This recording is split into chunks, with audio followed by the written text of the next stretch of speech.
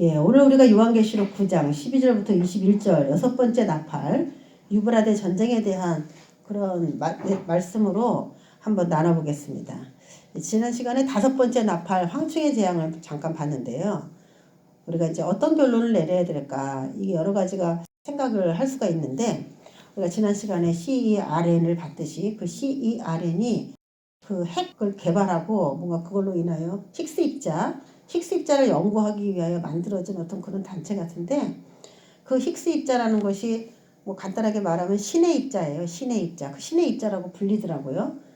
그렇게 왜 그들이 그 힉스 입자를 연구를 하고 그 이상한 기계까지 만들어가면서 어둠 속에 들어있는 에너지까지도 어떻게 그걸 찾아내려고 하는지는 모르겠지만, 이 힉스 입자, 신의 입자라고 하는 그런 것들을 지금 통해서 뭔가 개발을 하고 있는 것 같은데, 이 힉스 입자라고 하는 것을 잠깐 더 설명을 한다면은, 물질을 구성하는 기본 입자 중에서 유일하게 관측되지 않은 그 가상의 입자가 있을 것이다 라고 믿는 거예요. 세상은 자신들이 이제 표현하기에 기본 입자 12개와 힘을 전달하는 에너지 매개 입자 4개로 구성되어 있다, 이렇게 자신들이 생각을 하는 겁니다. 그런데 지금 세상을 연구해보고 세상의 모든 그 아주 작은 단위의 최소 단위의 입자들을 연구했을 때 이들이 이렇게 생각을 한 건데, 지금 이 힉스 입자라고 하는 것을 연구하는 것은 기독교의 정신으로는 되게 배치가 돼요. 왜냐면은 우린 노아의 그 홍수 때에 땅 아래 있는 것이 물이 다 터쳐 올라오면서 또 거대한 공룡들이 다 죽고, 또 비가 40일 주야로 쏟아지면서 150일 창일하게 되면서 정말 뭐 다 혼탁 뒤집혀진 거죠, 세상이. 그런 이론을 믿지만 세상 사람들은, 과학자들은 빅뱅 이론을 믿습니다. 빅뱅. 그래서 그런 노아의 홍수, 뭐 역사가, 우리 지구의 역사가 오래되진 않았지만 노아의 홍수 같은 그런 일이 일어나면은 이 흙의 이동과 이런 여러 가지 변화들 때문에 몇백 년 동안 뭐 침식되고 퇴적돼서 일어날 수 있는 지층들도 단순간에 만들어질 수도 있고, 공룡들이 아주 오랫동안 살아가다가 점점 없어진 것이 아니라 한꺼번에 이렇게 없어진 그런 경우이기 때문에, 그들은 그 지층을 연구를 하면서 이것이 굉장히, 그래서 그들은 137억 년? 그 정도 지구가 됐을 거라고까지 믿어요. 아주 오랜 시간. 그러면서 만들어진 지층이라고 보지만, 우리는 이제 구약이 4,000년, 신약이 현재 2,000년에서 6,000년 동안에 충분히 지금 뭐 화석이 발견됐다든지 어떻게 그런 화석이 그런 지층들이 만들어질 수가 있느냐, 그건 아주 오래된 것이다, 뭐 이렇게 얘기를 하지만, 우리는 성경대로 본다면 6,000년 정도밖에 되질 않았지만 노아의 그 홍수를 통해서 얼마든지 아주 오랫동안에 시간 들여서 만들어야 될 변화들을 단순간에 만들 수 있다는 것을 믿습니다. 그래서 이들의 이론하고는, 기독교하고는 좀 안 맞는데요. 그 137년 그 빅뱅 당시에 분명히 사라진 그 입자가 있을 것이다. 그래서 그 입자까지 막 다 찾아내자고 하는 거예요. 그래서 총 17개. 아까 그 세상은 기본 입자 12개와 힘을 전달하는 매개 입자 4개로 구성됐다. 그래서 16개로 이렇게 생각을 하지만, 사라진 그 입자까지도 찾는 건데, 그게 뭐 그 입자가 어떤 정체일지는 모르겠지만 영적인 존재까지 찾아내겠다고 지금 나서고 있는 거 아니겠습니까? 그래서 그들의 이론은 상당히 하나님에 대한 정면 도전일 것이고, 성경을 이해하지 못하는 그런 측면 가운데서 나온 발상이기 때문에 사탄이 그것을 이용할 가능성이 굉장히 많아졌어요. 그래서 우리가 과연 그것이 무엇일까 여러 가지 이제 생각을 해볼 텐데, 이거는 과학기술이 만들어낸 그 힉스 입자를 연구하기 위해서 만들어낸 연구소가 뽕 터지면서 이게 전 세계로 흩어져서 퍼진 그런 전염병이기 때문에 이것이 굉장히 예측하기가 어렵습니다. 그런 어떤 전염병이 아닐까, 피부질환 같은 것이 아닐까, 뭐 그런 생각을 해보는 거고, 죽이지를 못하게 하고 사람을 쏘게 하는 그런 괴롭히는 것이 육의 것이 아니고 진짜 정신적인 것이라면은 말이지 않느냐, 뭐 이런 생각까지도 해봤어요. 근데 제가 이제 가만히 9장의 그 황충의 재앙을 다시 한번 읽어보니까 그 연기 같은 것이 그 풀무불에서 막 올라오는 것 같았잖아요. 그런데 이 연구소 밑에서 구덩이를 파가지고 이것이 뻥 터져가지고 무적행이 열려 나온다면은 진짜로 연기 같은 것이 해와 공기를 어둡게 하는 일도 물리적으로도 가능해요. 영적으로 악의 사상들이 그들이 갖고 나오는 최악의 악이 저 지구상에 퍼지는 그 영적인 그 악이 퍼지는 모습이기도 하지만 실질적으로 구덩이가 뻥 터지면서 화산보다 더 강한 위력으로 이 지구를 흔들어서 지구 아주 한가운데 있는 무적인까지 깨부시고 올라오게끔 한다면은 그건 엄청난 연기와 그런 소리겠구나. 그래서 여기 나온 구장에 나온 이런 표현들이 참 어쩌면 이렇게 절묘하게 영적이면서도 실질적으로 그렇게 묘사가 되어 있는지 그런 생각을 한번 해봤어요. 그래서 지금 현재로는 미래에 있을 어떤 병이기 때문에 자세히는 모르겠지만 전염성이 있는 아니면 그 핵 원자력 그 연구소가 터지면서 그 혹시 그 아주 작은 입자들이 그 전염병이라고 하긴 그렇겠지만 그 뭐 어떤 병, 특별한 병 뭐 그런 것일 수도 있다. 뭐 그렇게 생각을 한번 해봤는데 네, 우리가 우리 6번째 유브라데 전쟁을 한번 보겠습니다. 유브라데 전쟁도 하나하나 풀어가야 됩니다. 첫째 화는 지나갔으나 보라 이후 아직도 이후에 화 둘이 있으리로다라고 시작해요. 그래서 우리가 지난 시간에 5개월 동안에 사람을 죽이지는 못하고 괴롭게만 하는 것은 아직 사람을 직접적으로 해야지는 않았어요. 여태까지 자연재앙 1, 2, 3, 4가 순환이 됐었고 그 다음에 이제 인간에게는 특별하게 가해를 하지 않았는데 다섯째 나팔부터는 5개월 동안 괴롭게 하는 조금 더 인간에게 위협을 가하는 그런 재앙이 이제 왔어요. 근데 이제 6번째 나팔은 유브라데 전쟁이라서 이걸 아직 뭐라고 해석을 해야 될지 우리는 아직 안 배웠지만 얼뜻 보기에 이것보다 더 그 다음 단계니까 더 위협적인 그런 나팔이 되겠습니다. 이 나팔이. 그래서 그전에는 5달 동안 괴롭게 하고 죽이지는 못하지만 이 6번째 나팔은 죽여요. 사람 3분의 1을 죽여요. 그래서 조금 더 인간에게 화가 가까이 올수록 그걸 화라고 얘기하고 첫째 화보다는 둘째 화가 더 강력한 화가 되게 되는 것이죠. 그래서 첫째 화는 지나갔으나 그래서 황충의 재앙을 첫째 화라고 보는 것이고 오늘 우리가 이제 접할 6번째 나팔은 유브라데 전쟁으로서 둘째 화라고 부르게 된 것입니다. 첫째보다 좀 강도가 있다라는 거예요. 자, 13절에 여섯째 천사가 나팔을 불며 내가 들으니 하나님 앞 금제단 네 뿔에서 한 음성이 났다 이렇게 얘기합니다. 예, 6번째 나팔을 잠깐 보기 전에 우리가 한번 여태까지 온 거를 잠깐 요약을 한번 해보고 넘어갈게요. 6째 나팔, 지금 6나팔까지 쭉 봤어요. 유브라데 전쟁 아직 안 봤지만 그냥 제목만 봤을 때는 유브라데 전쟁이라는 것이 있다 이렇게 먼저 아는 거예요. 그런데 이제 나팔은 3분의 1의 재앙이지만 그것이 끝나면 이제 아주 지구 전체가 황폐해지는 대접이라고 하는 심판이 또 남아있어요. 인보다는 이 나팔이 더 강력하지만 이걸로 끝나는 게 아니라 그 뒤에 대접이라고 하는 더 강력한 심판이 아직 남아있는데 지금 구조를 보면은 나팔과 대접의 관계를 제가 적어놨거든요. 그래서 6장에 인이 소개가 되어 있고 8장부터 나팔이 소개가 되어 있었어요. 그런데 16장 가면 대접이 소개되어 있습니다. 그런데 1, 2, 3, 4는 아주 기가 막히게 맞아떨어져요. 대접하고. 그래서 이것은 자연현상과 맞물릴 수밖에 없는 반복적으로. 근데 여기서는 일부 나중에 대접에서는 왕창 그냥 그렇게 심판이 임하는 거죠. 무작위하게. 그리고 6번째만 오늘 살펴본다면은 유브라데 전쟁이라고 하는 타이틀인데 유브라데에 결박한 내 천사를 놔줘라 그러면서 시작이 돼요. 그런데 이 전쟁이 대접에 보면 6번째 대접이 있는데 유브라데는 천하 왕들을 모으면서 그 대접을 큰 강 유브라데에 쏟으니까 강물이 말라서 뭐 왕들이 동방에서부터 오는 이런 이야기가 이제 대접에 있다는 것을 아시고 오늘 이걸 풀어야 돼요. 같이 유브라데라고 하는 그런 진영이 암시가 같이 되어 있기 때문에 오늘 요 한 가지만 보려고 하면은 안 되고 지금 먼 시간 뒤에 있을 그 대접이라고 하는 심판하고 무슨 관계가 있을까? 오늘 이렇게 배우는 6번째 나팔의 유브라데 전쟁과 어떤 관계가 있을까? 그거를 두 개를 비교하면서 보는 것이 더 유익하다라는 거예요. 그래서 유브라데 전쟁 가운데서 오늘 인류의 3분의 1이 죽임을 당하는 그런 재앙인데 현재 기준 뭐 77억이라고도 하는데 72억이라고 하는 것을 인터넷에 제가 몇 년 전에 나왔던 것인데 대략 그냥 72억 명이라고 했을 때 3분의 1이라고 하면은 24억 명이 죽게 돼요. 그렇기 때문에 엄청난 겁니다. 이 화라는 게 우리 여섯 번째 나팔이 굉장한 겁니다. 자, 여섯째 천사가 나팔을 불매 하나님 앞 금제단 네 뿔에서 큰 음성이 나면서 이 재앙이 이제 시작이 됩니다.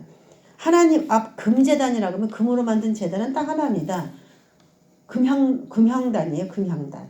번제단은 노수로 만들기 때문에 금제단이라고 하면 그 성소 안쪽에 있는 휘장 바로 앞에 있는 금향단이 되는 것이죠. 금향단 거기에서 뿔이 나와서 이야기했다는 거예요. 이거는 우리가 8장을 시작했을 때에 말했던 부분하고 흡사합니다. 8장의 재앙이 첫 번째 나팔이 시작될 때 기도가 정말 자신이 의로운데도 불구하고 악인에 의해서 죽임당한 그 의로운 그 호소들의 기도가 올라가서 땅에 쏟아지면서 이 나팔 재앙이 첫 번째 나팔 재앙이 시작이 됐어요. 그런데 이 여섯 번째 나팔도 그 분향단하고 상관이 있는 거예요. 그리고 뿔들에서 한 음성이 났다. 그래서 우리가 대략 생각해 보기로는 하나님의 이 심판이 계속 진행되고 있지만 이것이 우리가 독자가 잊어버리잖아요. 왜 이런 심판이 시작되었는지. 그러면 의로운 자들의 호소에 의해서 이 심판이 시작된 것인데 지금 여섯 번째까지 왔을 때 또 한 번 강조하기를 금향단이라는 것은 기도가 피 올려져 가는 그 자리거든요. 그래서 이것도 또한 기도의 권세로 인하여 심판이 가능함을 그 푸른 권세거든요. 기도의 권세로 인하여 심판이 이루어지기 때문에 사람 3분의 1을 죽일 수 있는 권세가 어디서 나왔느냐? 의로운 사람들을 죽인 그들의 악이 드디어 그 의로운 자들이 득세를 하는 것이죠. 3분의 1을 죽을 수 있게 하니까. 그래서 이 기도의 강력한 영향력이다. 이렇게 표현하기 위해서 이렇게 하신 것이 아닌가 이런 생각이 들죠. 14절 나팔 가진 여섯째 천사에게 말하기를 큰 강 유브라데 결박한 네 천사들을 놓아주라 그렇습니다. 큰 강 유브라데. 그래서 사람들은 이제 이 큰 강 유브라데를 진짜 유브라데 강으로 봐야 될까? 아니면 그냥 영적인 유브라데 강으로 봐야 될까? 뭐 이렇게 얘기를 합니다. 근데 저는 아무리 생각해도 영적인 유브라데 강을 모르겠어요. 저는.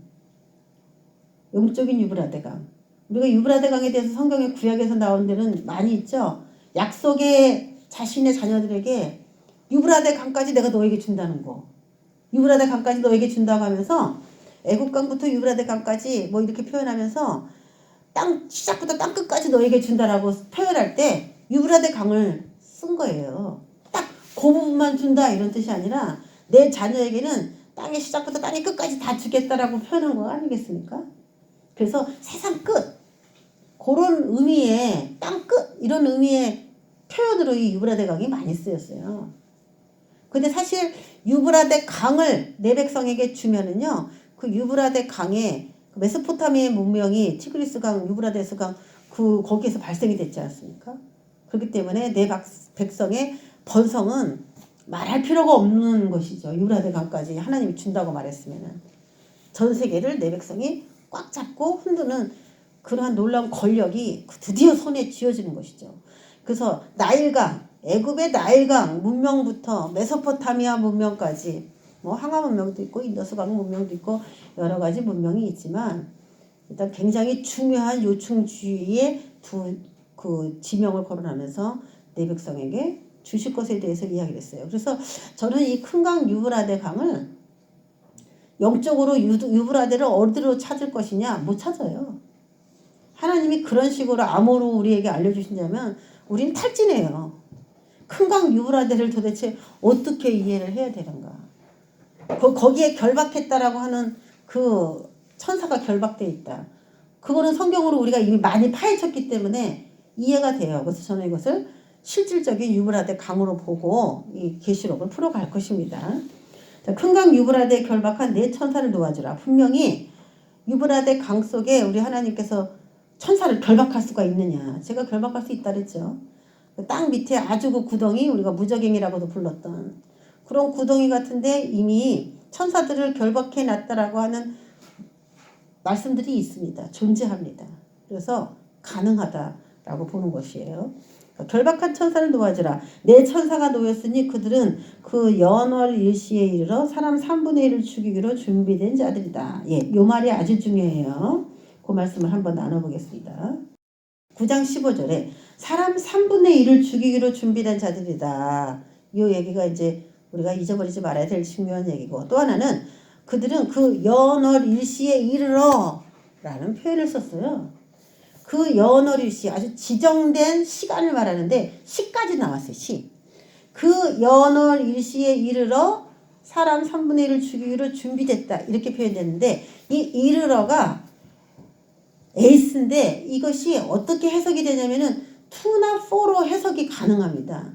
그래서 그 연월 일시에 이르러, 이게 말이 좀 우리는 이해가 안 되는데 향하여예요. 어떤 연월 일시가 있는데 그 목적지를 향하여 가면서 3분의 1이 죽는 거예요. 그러면 그 목적지 이르러, 그 이르러의 목적지가 어딜지는 아직 몰라요. 그런데 그 유브라데에서 시작한 이 전쟁이 그 유브라데의 어떤 목적에 도달할 때까지 3분의 1을 그 안에 인구가 이제 죽는 거죠.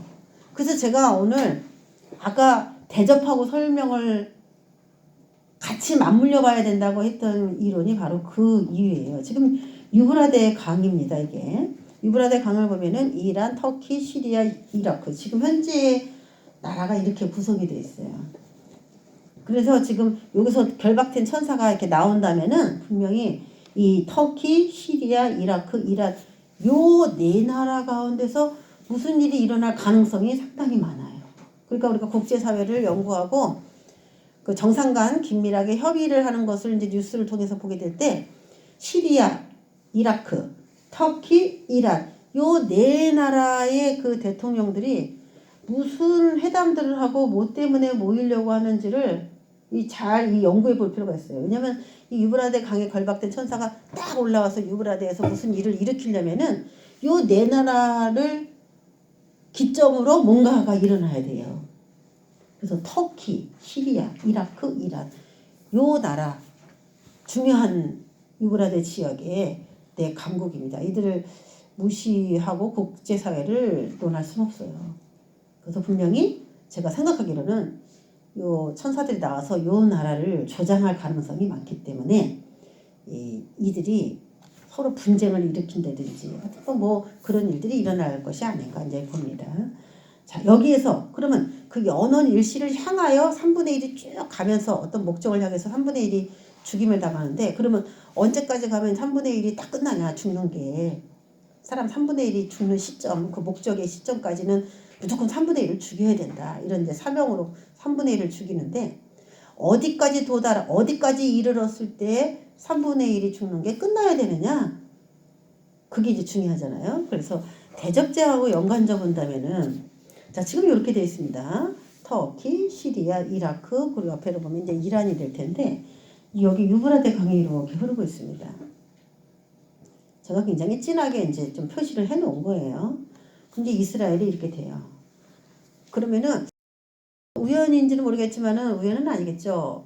그 16장에 계시록 16장에 유브라데 그 강에서 강이 말라서 동방으로부터 오는 왕들이 모여가지고 이스라엘을 치러가면서 무기토로 이스라엘을 치러가면서 전쟁을 하기로 계획하는 말씀들이 나옵니다.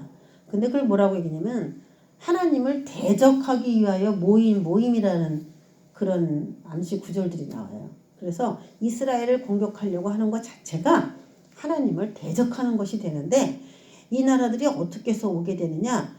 그 유브라데 강 동쪽에서 왕들이 소집돼 가지고 이렇게 와요. 그러면 이야기가 조금 쉬워지는 게 뭐냐면 이 나팔이 먼저고 대접이 나중이잖아요.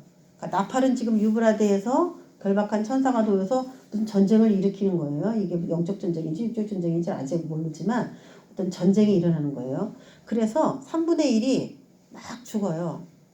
그러면 3분의 1이 딱 죽으면 그러면 유브라데에서 일어나는 환란은 끝나는 것이냐? 아닌 거죠. 유브라데가 왜 그런 전쟁이 왜 있었느냐? 유브라데를 중심으로 그런 일이 왜 있었느냐? 유브라데의 동쪽에서 왕들이 이스라엘로 진격해 가기에 이 국경 같은 게 다 토토화되고 무너져야 돼요. 이 시리아나 이라크, 이란 이런 나라들이 거기에 굉장히 강대국인데 동방이면 약간 아시아 쪽이에요. 이쪽은 다 아시아예요. 이 아시아에서 어떤 큰 세력이 이스라엘을 점령하기 위해서 이렇게 가려면은 여기에서 못 가. 너희들 갈 수 없어. 우리 국경을 너희들이 지나가. 그 큰 군대가 글로 지나가는 거를 어떤 나라가 받아주겠습니까? 지나가다가 우리나라를 치면 어떡해요. 그렇기 때문에 국경을 그렇게 열어준다는 것이 쉬운 것이 아닌데 이 3분의 1을 죽이는 그 유브라데 전쟁이라는 어떤 사건을 통해서 동방에서 유브라데 강이 말라서 그 무기토록 갈 수 있는 그런 현상들이 나팔에서 이미 시작됐고 3분의 1이 딱 죽게 되면 이제 대접이 시작되면서 동방에서 오는 왕들이 이스라엘로 진격하는 그 일들이 그때는 시작되는데 그때는 3분의 1이 죽는 건 끝나고 이제는 뭐 전 인류적인 파괴가 이제 일어나는 것이죠. 그래서 이르러가 어디를 기점으로 그 3분의 1이 살상이 일어나는가 봤을 때 유브라데의 또 하나의 대접, 그 대접이 있을 그 시점까지 이 전쟁이 쭉 진행돼 가다가 결국에는 동방에서 오는 왕들에게로 불이 붙어서 완전히 넘어오면서 거기서 또 엄청난 살상이 또 일어나겠죠. 그래서 여섯째 천사가 대접을 큰 강 유브라데 소돔에 강물이 말라서라고 얘기가 나와요. 강물이 말라서. 그러면 강이 지금 물이 엄청 많아가지고 못 넘어오지만은 무슨 일이 생겨서 강물이 그냥 쩍딱 마르니까 쉽게 건너가게 되나 보다. 우리가 그렇게 생각하잖아요. 그래서 동방에서 오는 왕들의 길이 예비되었더라. 귀신의 영이 온 천하 왕들에게로 가서 동방에 있는 왕들이죠. 거점지가 동방이에요. 귀신의 영들이 왕들에게로 가서 이스라엘을 공격하도록 막 속살거리는데 그 주요 핵심 지역이 동방입니다. 아시아 쪽이에요. 왕들에게로 가서 하나님과 전능하신 이의 큰 나라에 있을 전쟁을 위하여 왕들을 모아서 이제 이스라엘을 진격하는 아마겟돈 전쟁이 16장에서 드디어 등장을 하게 돼요. 자, 그러면 이 큰 강 유브라데에 쏟으니까 강물이 말랐다. 그런 얘기를 한번 볼까요? 예, 여기 유브라데 강입니다. 여기. 자, 구약의 유브라데 강은 우리가 통상 경계 지역이라고 보면 돼요. 근데 물들이 말랐다는 것은 경계가 무너졌다는 얘기예요. 이스라엘을 치러 온 역대의 나라들이 다 유브라데 강, 페르시아도 유브라데 강 오른쪽에 있는 나라이기 때문에 동방에 있는 나라이기 때문에 페르시아를 건너야 이스라엘도 점령할 수 있는 그런 지리적인 위치였어요. 유브라데 강을 끼고 있던 아수르, 바벨론, 메데파사 제국들. 그중 아수르, 바벨론은 모두 이스라엘을 괴롭힌 나라죠. 물론 이스라엘은 바사국의 통치도 받았어요. 자, 이스라엘을 괴롭히는 세력은 영적으로 마귀의 세력인데 이 강을 건너가지고 갈 수 있도록 대접이 여섯 번째 대접 쏟아질 때는 이제 그렇게까지 전쟁이 심화가 된다는 건데 유브라데 강을 이렇게 보면요. 여기 지금 다리가 있죠. 예. 댐이 있다고 해요. 그리고 이 물이 깊지가 않대요. 그래서 군인들이 지금이라도 유브라데 그 서쪽으로 진입하기 위해서 동방에서 가는 데에 동방에 물이 굳이 말라서 건너가야 할 필요가 없다는 거예요. 그게 우리를 굉장히 머리를 아프게 해요. 강들이 말라가지고 지금 이스라엘로 가면서 이 대접의 심판이 여섯 번째 대접의 심판이 심화될 것까지 이제 나팔을 통해서 거기까지 우리가 내다보는데 강물이 마르지 않고 지금 이렇게 흐르는 요 상태에서도 얼마든지 건널 수 있다면은 유브라데 강이 말라서 동방에서 오는 왕들의 길이 예비됐다라고 하는 요 얘기가 의미가 없다는 겁니다. 그래서 우리가 이제 오늘 나팔을 보는데 지금 자꾸 대접 얘기를 하니까 왜 이게 이런 얘기를 하시나 그럴 텐데 지금 이 강물이 원래 이 강물을 진짜 강물로도 보지만은 원래는 또 군인을 강물이라고 얘기해요. 그래서 이스라엘에 엄청난 강이 강물처럼 군대가 쏟아져 오는 그런 묘사들이 굉장히 많이 나와요. 그래서 오늘 강물이 말랐다는 이 얘기가 여섯 번째 나팔이 불 때에 유브라데 지역에서 일어나는 어떤 거대한 전쟁으로 인하여 동방에서 쉽게 이스라엘로 갈 수 있도록 다 초토화된 상태를 묘사한 그런 표현법일 수도 있다는 것입니다. 이게 장애 요소가 될 수 없도록 나팔에서 이미 그 일을 다 해준다는 그런 의미로 봤을 때 나팔이나 대접이나 다 진짜 유브라데 강일 가능성이 굉장히 많은 것이에요. 자, 그러면 결박당한 네 천사에 대해서 일리가 있는가? 유브라데 강에 대해서는 대충 이해를 하셨죠. 진짜 유브라데 강일 것이다. 그 말씀을 제가 드린 거고. 자, 결박당한 네 천사. 그러면 강 밑에 그렇게 결박당할 수 있는가? 예, 한번 보겠습니다. 베드로후서 2장 4절에 보면은 하나님이 범죄한 천사들을 용서하지 아니하시고 지옥에 던져 어두운 구덩이에 두어 심판 때까지 지키게 하셨다. 어두운 구덩이에 던졌다. 어두운 구덩이. 우리가 볼 때는 이제 무저갱 같은 거죠. 무저갱. 귀신들도 들어가기를 떨었던 그 무저갱에 누굴 집어넣냐? 범죄한 천사들을 집어넣었어요. 그러니까 범죄하지 않은 천사들도 있다는 얘기고 범죄한 천사들도 있다는 얘기겠죠. 그 자들이 어두운 구덩이에 들어가 있었어요. 어두운 구덩이면 땅 밑이고 구덩이니까 땅을 파서 집어넣는 거니까 무저갱일 가능성이 많아요. 그리고 지옥에 던져는 이게 우리가 말했던 것처럼 음부의 영역 같은 그런 영역인데 그 중에 구덩이가 있는 곳이다. 제가 이제 그런 표현을 많이 했잖아요. 음부 안에도 여러 가지 이제 그런 장소가 있는데 그 중에 어두운 구덩이에 두어 심판 때까지 못 나오게 지키게 했다가 지금 이제 심판 때가 가까우니까 다 이제 풀어놓는 거예요. 그래서 일리가 있다라는 겁니다. 자, 유다서 1장 6절에도 자기 지위를 지키지 아니하고 자기 처소를 떠난 천사들을 큰 날의 심판까지 영원한 결박으로 흑암에 가두셨다라고 얘기해요. 그 비슷한 얘기죠. 영원한 결박으로 흑암에 가뒀다라는 얘기와 어두운 구덩이에 두었다. 이게 이제 같은 맥락이겠죠. 그래서 우리가 교회에서도 자기 지위를 지키지 않고 자기 처소를 떠나서 유랑하는 그런 그리스도인들이 많은데 똑같은 거예요. 이런 영들의 영향을 받아서 그래요. 자기가 맡은 지위, 자기 자리, 내가 있어야 할 자리를 못 지키는 거. 그것도 영적으로 그게 이들의 영들의 그 속성들하고 닮았지 않습니까? 그래서 내가 맡은 지위에 충실하고 내가 있어야 될 자리를 누구에게 뺏기지 않는 하나님이 내게 주신 지위와 처소를 잃어버리지 않는 게 중요해요. 한마디로 말하면 이들은 경건하지 않고 무법한 자들이라는 것이죠. 그리고 또 자세히 유다서 같은 데 읽어보면은 소돔과 고모라 그런 성들의 죄를 저지르게 했던 그런 천사들일 가능성까지도 같이 이렇게 쭉 연결돼서 써놨어요. 유다서를 자세히 읽어보면. 그래서 음란을 추구하다가 형벌받을 자들이죠. 아마 노아의 홍수 때 그때 사람들은 죽어서 이렇게 갔고 또 그 사람들을 이렇게 죄 짓도록 그렇게 역사했던 그런 천사들까지 같이 홍수 때 같이 이렇게 구덩이에 빠졌을 그럴 것을 한번 생각해 볼 수가 있어요. 그래서 음란을 추구하다가 형벌받을 자들, 무법한 자들이죠.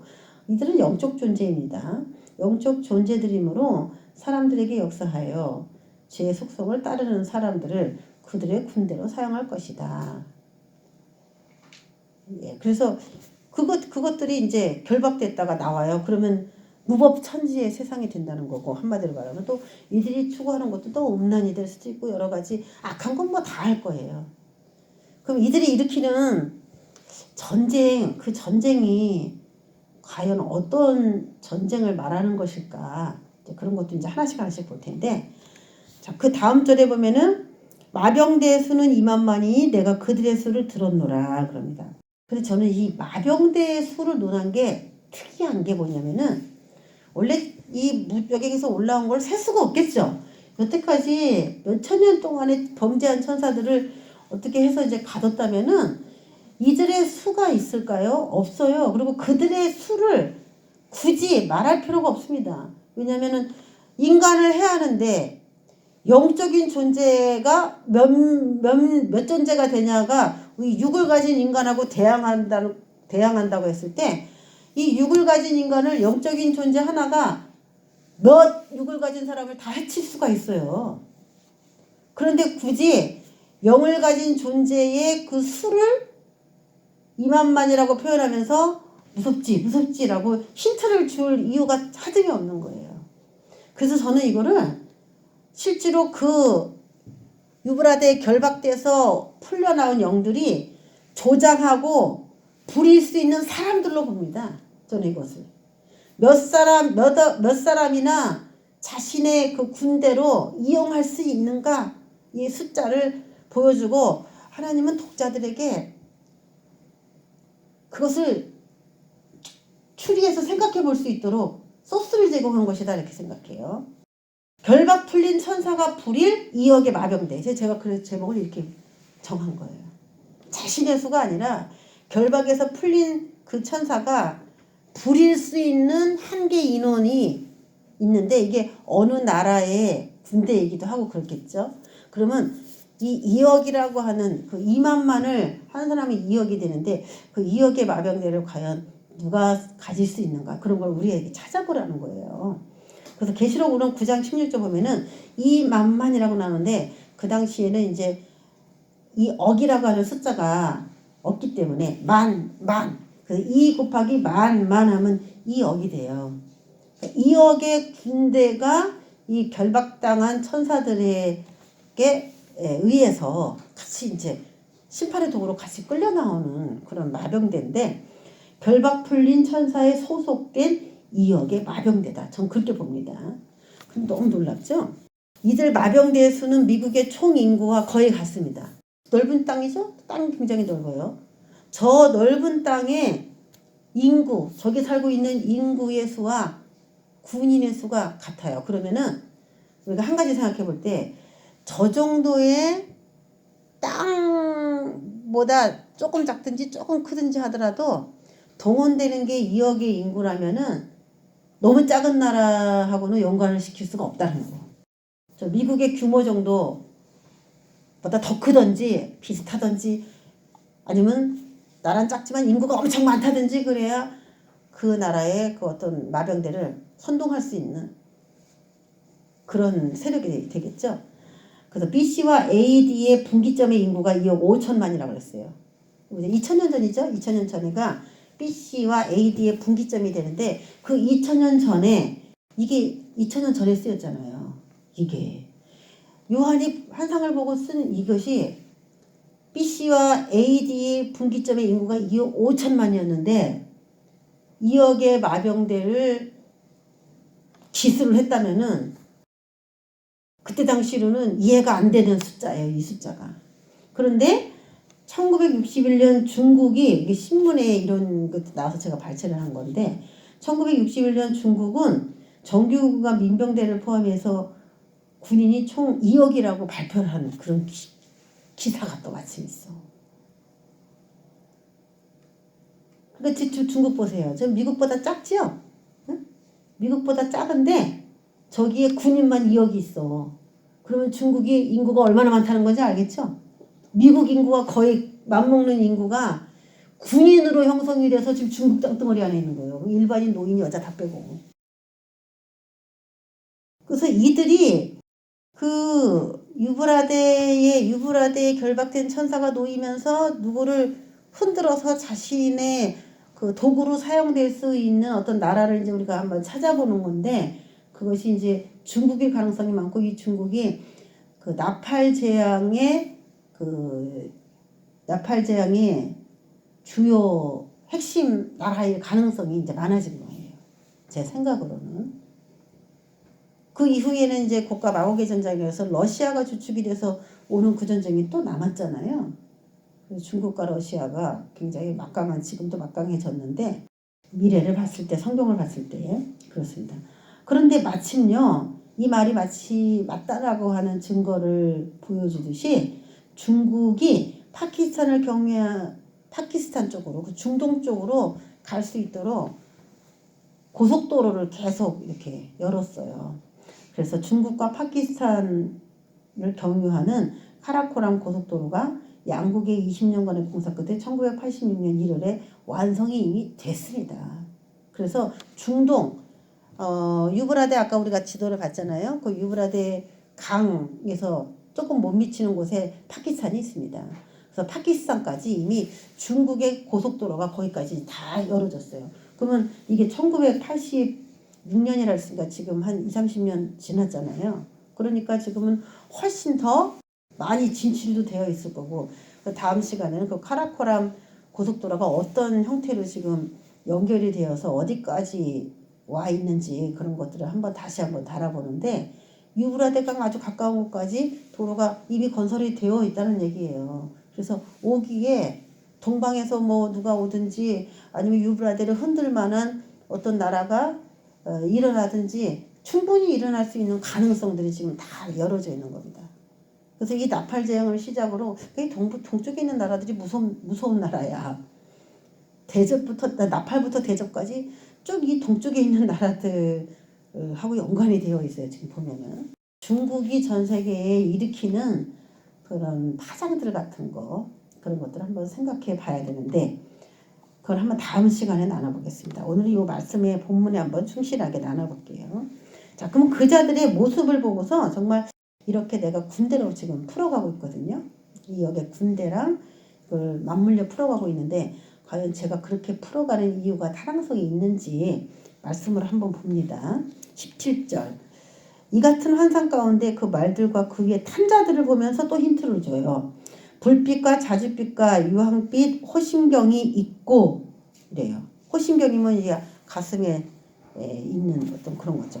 불빛, 자줏빛, 유황빛, 호심경이 있고, 또 말들의 머리는 사자머리 같고 그 입에서는 불과 연기와 유황이 나오더라. 자, 요런 그림을 봤을 때는 요한의 관점으로 우리가 봐야 된다 그랬어요. 요한이 봤는데 그렇게 보이는 거야. 그게 영적인 모습일까 육적인 모습일까, 이제 그게 나눠지면 되는 건데, 우리가 황충일 때는 무장한 여러 가지 모습을 제가 에베소서 6장과 연결시키면서 하나님의 사람들에게 전신갑주를 입으라고 했던 말처럼 악의 영들이 전신갑주를 입은 상태라고 봤을 때 이걸 제가 영적으로 푸는 거예요. 황충은. 근데 오늘 이 요한이 봤을 때 그 입에서 불과 연기와 유황이 입에서 팍 하고 나오더라는 거야. 그 입에서. 예? 자, 이 세 재앙, 그 자기들의 입에서 나오는 불과 연기와 유황으로 말미암아 사람 3분의 1이 죽임을 당하더라.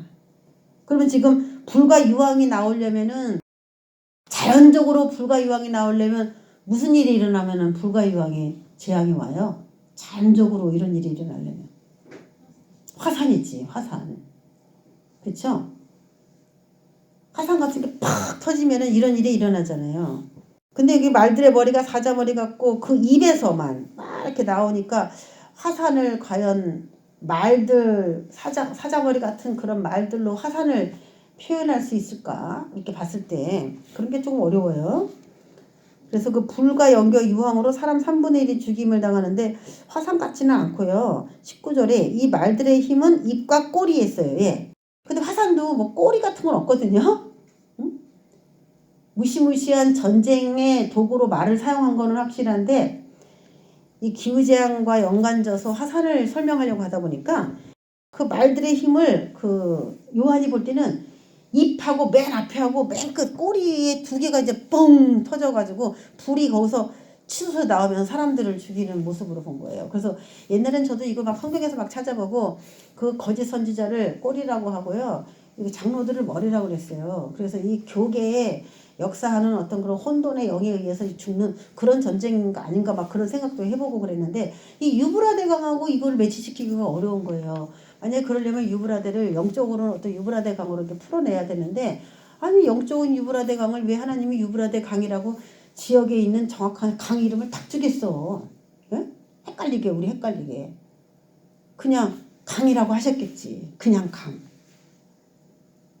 그래서 유브라데 강에서 이렇게 일어나는 일이라고 봤더니 이것은 절대로 거짓 선지자는 꼬리요, 머리는 장로요 하면서 교회 안에서 그렇게 핵심적인 나쁜 역할을 하는 두 장로와 그 거짓 선지자의 활동이라고 보기에는, 그 말씀을 거기에 대입하기에는 좀 문제가 많아 보이는 거예요. 그래서 그 말씀을 여기다 대입을 할 수가 없고, 그 요한이 보기에 그 말들의 힘이 있는데 힘은 잎하고 꼬리다. 그럼 시작과 끝에 뭔가 불빛이 나오는 그런 모습인데 그런 모습을 이제 제가 찾아봐야 되잖아요.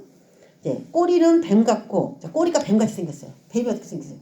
길게 생겼죠. 여러분들 이제 이렇게 보면서 찾아봐야 돼. 꼬리가 뱀처럼 길게 생겼다는 거예요. 요한이 볼 때 그런 거야. 몇 천 년 후에 일을 보는 건데 자기가 보는 표현 방법이 이래요. 만약에 정말 아주 그런 걸 세세하게 표현할 수 있는 아주 섬세한 사람이라면 더 리얼하게 표현할 거고 그냥 대충 표현하는 사람이라면 그냥 수수께끼가 자라먹지 못하게 풀겠죠. 근데 제가 이걸 가지고 제가 스케치를 한번 해봤어요. 스케치를 이렇게 하다가 찾은 게 있어요. 너무 똑같이 생겼어요. 자, 꼬리는 뱀 같고 또 꼬리에 머리가 있어. 이것으로 해야더라. 어려워요. 꼬리에 머리가 있대죠? 꼬리에 머리가 있어. 꼬리에 머리. 그래서 사람으로 이걸 해야 하더라는 거예요. 사람을 해야 하는 어떠한 형태를 본 거야. 사람에게 해를 주는 형태. 이 재앙에 죽지 않고 남은 사람들은 죽이는 재앙이에요. 죽여야 돼 이거는. 괴롭히는 게 아니야. 죽여야 돼. 그러니까 진짜 어떤 물리적인 힘이야 이거는. 예? 죽지 않고 남은 사람들은 손으로 행한 일을 회개하지 아니하고 오히려 여러 귀신과 또는 보거나 듣거나 다니거나 하지 못하는 금은 돈과 목석의 우상행위 절하고 살인과 복술과 음행과 도둑질을 회개하지 아니하더라. 그러니까 하나님께서는 요걸 왜 나팔을 통해서 계속 말씀하시는 게 회개하라는 거예요. 지금이라도 회개하라. 앞으로 더 큰 거 온다 대접. 그리고 인자가 내려와서 완전히 심판하니까 얼른 회개하라. 그리고 이런 재앙들을 보여주시는 건데 사람들이 그 고통 가운데서도 자기의 죄를 회개하지 않는 거예요. 이거 회개의 기회예요, 이것도. 그럼 과연 이 생김새대로 어떻게 우리가 이해를 해야 되나라는 거예요. 자, 이 같은 환상 가운데 그 말들과 그 위에 탄 자들을 말들을 봤다. 그 내 말이다. 이렇게 생각을 우리가 쉽게 하겠죠? 말들의 머리는 사자 같다. 호신경이 있다. 이런 거 보니까 우리가 그 5번째 나팔 불 때 완전 무장한 그런 모습이다라고 얘기했던 것처럼 이건 뭔가 완전 무장을 했구나. 약간 그런 느낌이에요. 그런데 여기까지는 비슷한데 두 가지는 비슷해요. 호신경하고 머리는 비슷한데 그 다음부터 나오는 문장이 조금 달라요. 그 입에서는 불과 연기와 유황이 나오더라. 그리고 이 세 가지 재앙이라고 했어요. 불과 연기와 유황이라고 하는 거를 하나로 보지 않고 세 가지 재앙이라고 얘기를 하는 거예요. 따로따로 나올 수도 있고 같이 나올 수도 있는데 쓰는 도구가 뭔가 틀린 재료가 조금씩 다르죠. 불과 연기와 유황으로 말미암아 사람 3분의 1이 죽임을 당하는데 그 말들의 힘은 입에도 있고 꼬리에도 있어요. 힘이. 자, 이런 게 과연 뭘까? 꼬리는 뱀같이 생겼다. 자, 뭐 같아요? 그러니까 입에서 뭐가 이렇게 팍팍 이게 나온다고 하니까. 그렇죠? 그림을 이렇게 그려봐. 여기 나오면요. 그 완전 무장하고 그들이 오는 모습인데 그 입하고 꼬리에 굉장히 집중해서 그려놨고 그 꼬리가 길다. 예, 이 긴 거 어떤 무기가 있을 거예요? 꼬리가 길어. 근데 그 꼬리에 머리도 있어? 요한이 볼 때에 그 가정으로 들어가야 돼, 우리가. 우리처럼 지금 지능으로 생각하면 안 돼요. 그 사람의 관점으로 지금 들어가서. 자, 불과 연기와 유황. 실제로 하나님이 이것은 뭐냐면 하나님이 옛날부터 심판할 때 썼던 아주 주요 무기였어요, 이게. 유황 불못에서 나온다. 유황 불못에서 나온다. 지옥 형벌을 이거 얘기하는 거거든요. 요한계시록 14장 10절에 하나님의 진노의 포도주 마실 텐데 거룩한 천사들 앞과 어린 양 앞에서 불과 유황으로 고난받는 장면이 나와요. 그래서 실제로 이게 뭐 육체겠어요? 영혼이겠죠. 영혼인데도 불과 유황으로 고난당하는 그런 모습이 언급되어 있어요. 그래서 그거 하나님의 그 형벌에 쓰는 방법의 도구로 불과 유황이라는 게 이미 사용된 적이 있어요. 창세기 19장 24절에도 소돔과 고모라에게 유황과 불로 심판했어요. 그래서 이게 뭐 화산이 터져서 이렇게 됐나 뭐 이렇게 생각할 수도 있겠죠. 자, 시편 11편 6절에는 악인에게 불과 유황과 태우는 바람으로 태우는 바람까지 포함해가지고 불, 유황, 태우는 바람으로 심판을 한다 그런 얘기도 기록이 된 적이 있고 에스겔 38장 17절에도 이스라엘을 치러 온 고객의 우박덩이와 불과 유황을 쏟아 부어서 그 이스라엘을 구원한 그 이야기가 또 소개가 되고 있어요. 그래서 이 불가유황은 옛날부터 미래까지 쭉 사용하는 방법이긴 해요. 근데 정말 화산이라면 화산에 필요한 그런 내용들이어야 될 텐데 뒤로 가니까 화산에 대한 내용은 좀 아닌 것 같기도 하다는 것인데, 그래서 이 화산은 땅 밑에서부터 터져 올라오는 것인데 하나님이 악인을 심판할 때도 그 땅 밑으로 데리고 가서 음부에다가 뭐 이렇게 하고 심판할 때도 이 불과 유황을 썼다는 게 참 특이한 거예요. 그렇죠? 자, 악에 대한 하나님의 심판의 방법이 유황과 불이었어요. 근데 제가 생각하기로는 이런 모습들을 제가 이제 스케치를 해보고 왜 꼬리에 머리가 있다라는 이런 표현을 했을까? 그러면서 제가 이제 무기들을 찾아보기 시작했는데 이런 거예요. 이런 것들에서 이게 빡 나오죠. 그러면 그 힘이 꼬리에 있다. 그리고 그 꼬리에 머리가 있다. 그 사람이 거기 타고 있잖아요. 그 요한이 그걸 보잖아요. 이렇게 사람이 타고 있는 거.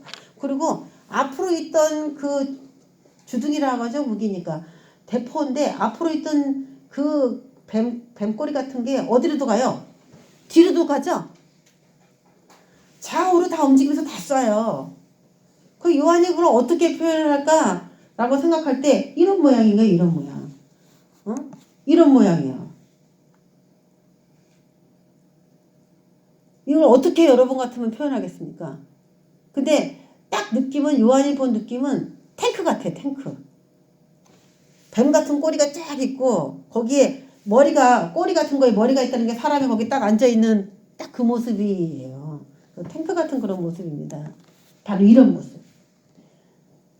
그래서 뱀의 꼬리 같은 데서 불과 연기와 유황이 나오더라. 불과 연기와 유황이 나오더라가 딱 이런 표현이고, 이런 재앙 때문에 사람들이 3분의 1이 죽었다라는 거예요. 네, 딱 이런 표현이 아닐까라는 생각을 해보게 됐어요. 네. 제가 지금은 이제 제 생각인 것처럼 표현을 했지만은 저는 이거 거의 100% 확신해요. 100%. 제가 이제 여기 사무실에 가면은 그 탱크하고 헬리콥터 제가 책상 위에다 올리는 거 있죠? 제가 이걸 토요일 날 어느 그 교회를 가서 설교를 하고 왔어요. 요 유브라데 전쟁에 대해서.